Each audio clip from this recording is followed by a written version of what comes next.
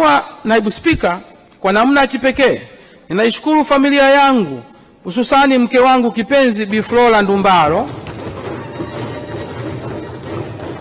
na watoto wangu kwa ushirikiano wanaoendelea kunipatia kwa kunivumilia na kunitia moyo wakati ninapokuwa natekeleza majukumu yangu ya kulitumikia taifa.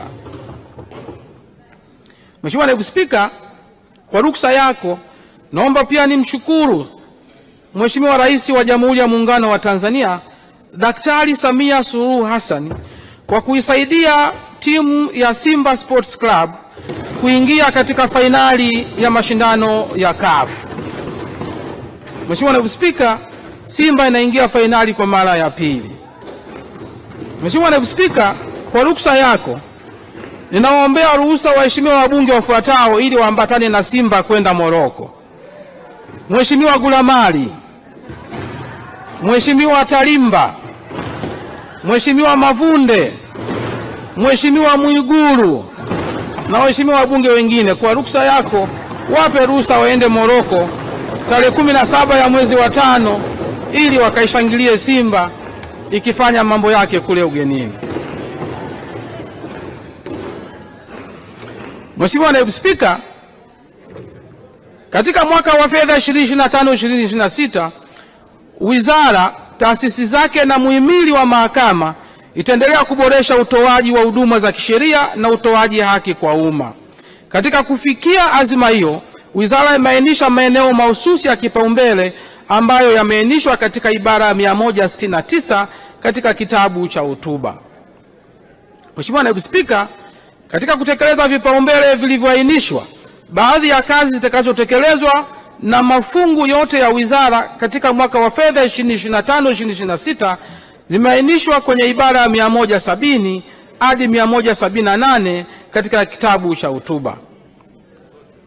Mheshimiwa Naibu Spika, katika mwaka wa fedha 2025-2026 wizara na taasisi zake zinatarajiwa kukusanya jumla ya shilingi bilioni 13,656,199,000.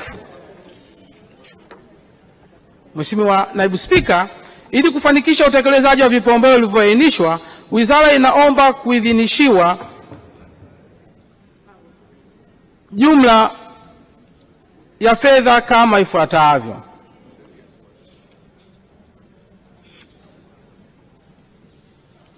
Mheshimiwa Naibu Spika, katika mwaka wa fedha 2026 wizara na taasisi zake inaomba kuidhinishiwa jumla ya shilingi bilioni